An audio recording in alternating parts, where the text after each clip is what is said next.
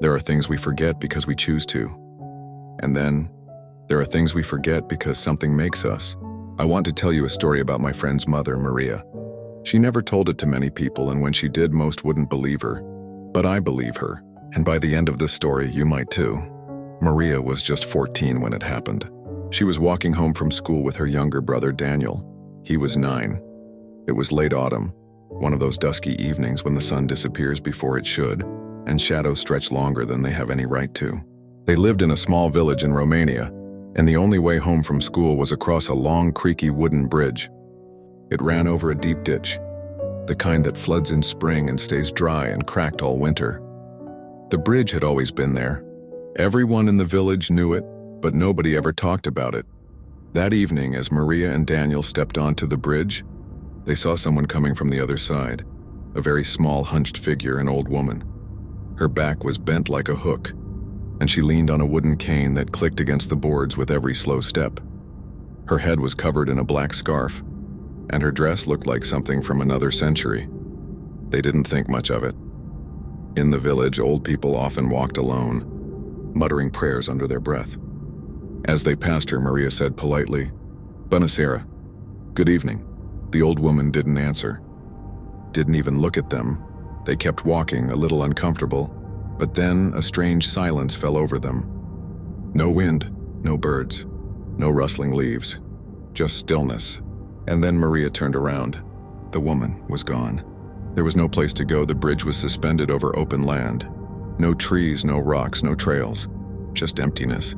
Daniel turned too and frowned. "She must have walked faster than we thought," he said. But Maria knew that was impossible. She'd only looked away for a second. The next day, they took the same path. They didn't talk much. Maria felt strange, like something in the air was pressing down on her. And as they reached the bridge again, she was there. The old woman. Same spot, same slow steps, same cane. Maria's chest tightened. Daniel tried to act calm, but he looked uneasy. They stepped onto the bridge, and as they approached her, the woman suddenly stopped walking. She turned her head. Her eyes were pale, almost white, with clouded pupils like frozen milk. She didn't blink. Maria stopped walking. She was frozen. Her heart pounded so hard she could hear it in her ears. Then the old woman spoke. Her voice was dry, like dead leaves crumbling in your hand. She said, "Go home, pray to God, and forget you ever saw me." That was all. Maria couldn't move. She felt a coldness in her spine that had nothing to do with the wind. Her brother grabbed her hand and pulled her, shouting, "Let's go." They ran all the way home. When they got there, Maria told her parents. They brushed it off. "Probably just a crazy old lady," her mother said. But Maria could see it in her father's eyes. He was worried. Later that night, she asked her brother if he remembered what the woman said. He looked at her, confused. "What woman?" he asked. Maria thought he was joking. "The old woman on the bridge." He shook his head. "There was no woman. We walked home. You were acting weird." And that's when she realized he had already forgotten. Just like the woman told them to, Maria never did. She tried to. She prayed. She went to church every Sunday. But the memory stayed, burned into her mind like a scar. As she grew up, she would sometimes ask villagers if they remembered a strange old woman near the bridge. Some would go quiet. Some would laugh nervously. Others would say, "You shouldn't ask about those things." Time passed. Maria moved away, married, had children of her own. 5 of them. A beautiful family, a peaceful life, until one night. They were watching a movie together. One of those warm, cozy nights where everyone's laughing and the world feels safe. Her husband sat beside her on the couch, the kids scattered across blankets on the floor. Then, suddenly, a sound. It cut through the laughter like a knife through silk, faint but sharp, almost like a scream, but not human. It was a goat. A goat screaming. Maria muted the TV. Everyone went quiet. She walked to the window and looked out into the driveway. There, lying motionless on the gravel, was a black goat. Its fur was matted. Its eyes, wide, unblinking, stared directly at the window. She whispered, "It's a goat. It's lying down, just looking at us." Her husband came over, puzzled. "A goat? Now?" He grabbed a flashlight and went outside. A few moments later, he came back in, shaking his head. "There's nothing there."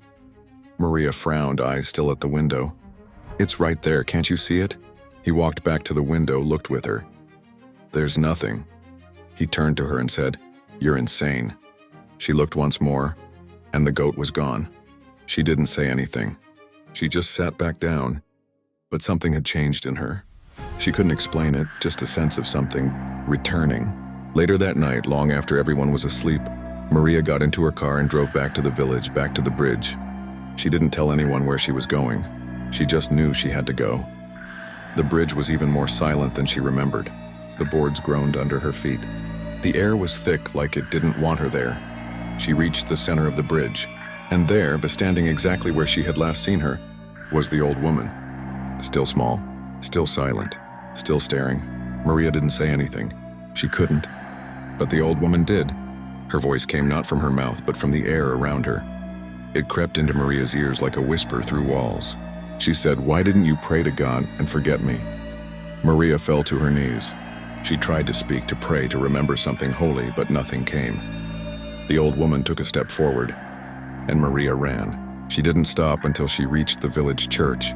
The door was unlocked. She burst inside, fell before the altar, and began to pray like she had never prayed in her life. "Please, God, protect me. I didn't mean to remember. I didn't mean to come back." But there was no comfort. The candles flickered. The shadows in the church grew long and twisted, and then she heard it again. The bleat of the goat. This time, inside the church. A shadow moved along the stained glass windows. Maria clutched her chest. Something unseen, unfelt pierced through her soul. She knew in that moment it was too late. The curse had returned. She didn't tell her husband or her children, but they noticed. She wasn't the same after that night, and 25 years later, when she met her brother again, the little boy who had once walked with her across the bridge, she tried one last time to ask him. "Do you remember her?" she asked softly. "The old woman on the bridge?" He stared at her. There was something in his eyes, something buried, but it never surfaced. He shook his head. "You're imagining it," he said. "You should see a psychiatrist." And that was it. She never brought it up again. But she never forgot. Not ever. Some memories fade, some are stolen, and some will wait a lifetime to return.